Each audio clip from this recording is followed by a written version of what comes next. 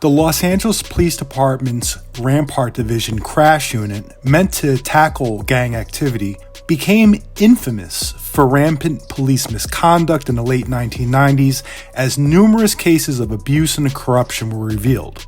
Among the officers implicated was Daniel Lujan, whose history of alleged violence, wrongful arrests, and cover-ups raises serious questions about his accountability within the LAPD.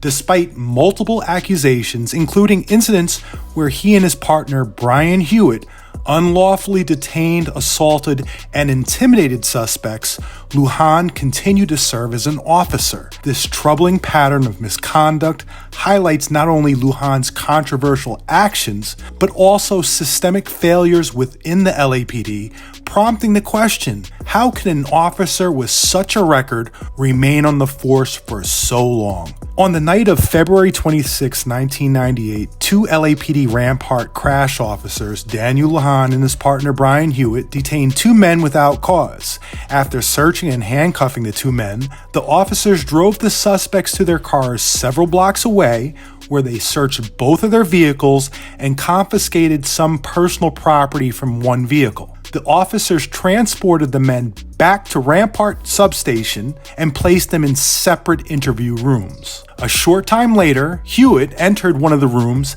and demanded that the man give him information about gang activity. When the man refused to cooperate, Hewitt choked and beat him until he vomited blood. Officer Lujan and another officer were aware of the beating, but released the man from the substation without reporting it or without providing him with medical treatment. The man subsequently checked himself into the hospital, and the department was notified of his allegations. An investigation was conducted during which numerous items of evidence, including blood samples from inside the interview room, were recovered. Ultimately, Officer Hewitt was fired. The victim was awarded a settlement for $231,000. But even though the LAPD's own investigation found Daniel Lujan was aware of the beating, he failed to report the beating and failed to get medical care for the victim.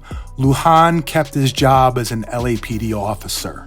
In another incident on January 11, 1997, Officer Lujan falsely arrested Alex Umana for cocaine possession after officers claimed to see him remove a baggie from his mouth. Convicted later that year, he was sentenced to 5 years in prison. On April 4, 2000, Umana filed a petition for habeas corpus, alleging that the officers committed perjury.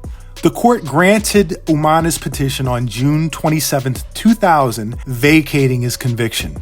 He later received a $1.5 million settlement. In another case, Lujan and his partner Hewitt were implicated in an alleged beating of Rene Alfredo Canales. Police reports claim Canales sustained injuries by attempting to escape, but Canales contends the officers handcuffed him, threw him to the ground, and beat him. Canales' injuries were explained in a police report as occurring when the suspect, quote, attempted to dive out the third-floor window, hitting the right side of his head and forehead on the window frame.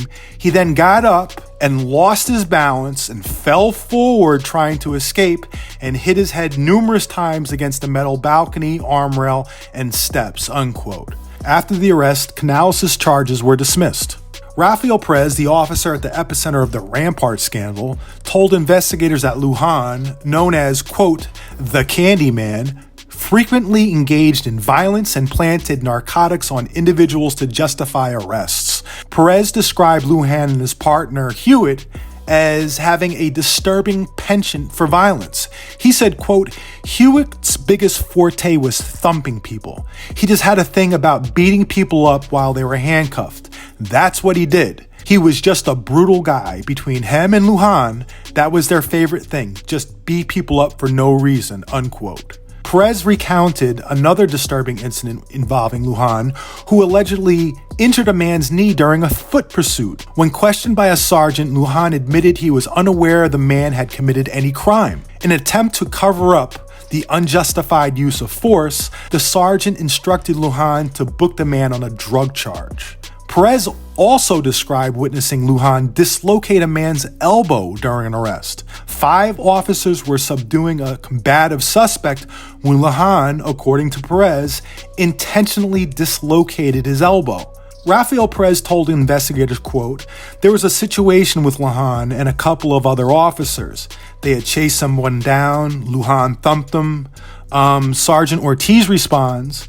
We respond. A couple of other people respond. Ortiz says, 'Well, what do you got?' And Lujan's pretty blunt as far as being honest about what he did. With the supervisor, he says, he ran and then we thumped him because the guy was either bleeding or something. It was an obvious thump. You can't, no way around it. And Sergeant Ortiz says, 'Well, what are you going to book him on?' And Lujan, I'm standing there and we're all standing there and he goes, 'I don't know.' And he says, 'Does anybody have anything on him?' And I believe the guy was booked for an 11,350. There are more instances of misconduct against Daniel Lujan. With this type of history, why has he been allowed to stay on the force for so long? Despite numerous allegations, documented incidents of violence, fabricated charges, and a clear pattern of abusive conduct, Lujan continues to serve as an officer. This legacy of unchecked behavior within Rampart's crash unit reflects deep-rooted systematic issues that allowed officers like Lujan to operate with impunity.